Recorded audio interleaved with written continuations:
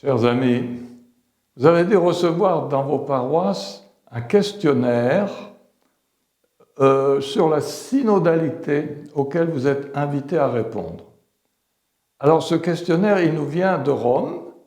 C'est une idée du pape d'associer tous les chrétiens à la préparation d'un synode qui doit avoir lieu en 2023 sur la synodalité. C'est bien compliqué tout ça. En réalité, le mot synodalité ne devrait pas vous faire peur.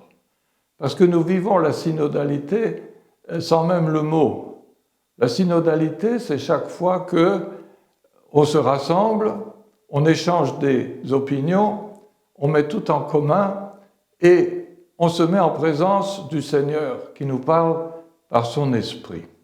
La synodalité, c'est un terme que les premiers chrétiens utilisaient beaucoup pour faire comprendre que l'Église, c'est toute la communauté qui est rassemblée par un même esprit, l'Esprit Saint, pour faire face au mandat que le Seigneur lui a donné, c'est de prêcher l'Évangile et de vivre selon l'Évangile. Alors la synodalité, pour certains, ça va être une redécouverte. C'est une redécouverte parce que quand on a l'impression que l'Église, c'est uniquement le clergé, les prêtres, les diacres, les évêques, et que le reste du peuple de Dieu, il est passif, c'est pas du tout ça. Vous savez que le mot synodos, synode, veut dire marcher ensemble. Déjà, l'idée de marcher ensemble, ça vous donne une idée de ce qu'est l'Église. L'Église ne fait pas du surplace. L'Église n'est pas seulement une grande organisation qui est uniquement préoccupée par ses problèmes de fonctionnement interne.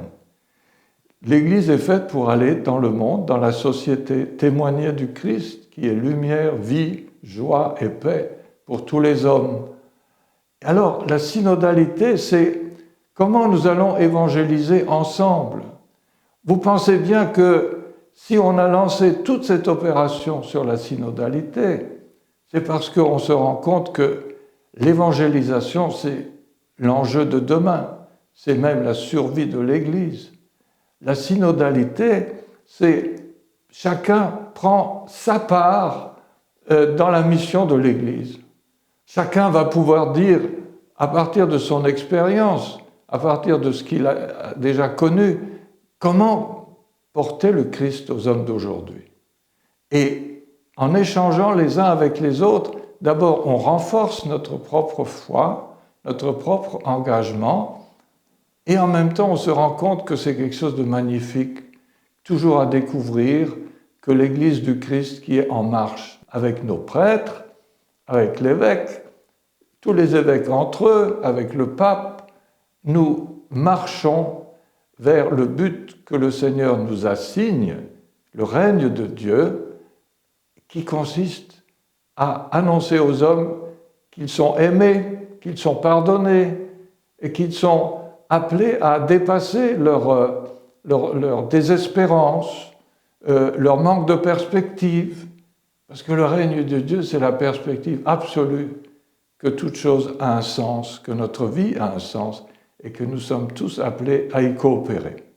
Je vous souhaite un bon travail en équipe, ensemble, pour répondre à ces questionnaires et puisse ce nouvel élan nous fortifier tous dans la foi et dans la mission que nous avons tous reçue. Je vous remercie et je vous souhaite une bonne préparation de ce travail commun que nous allons faire ensemble.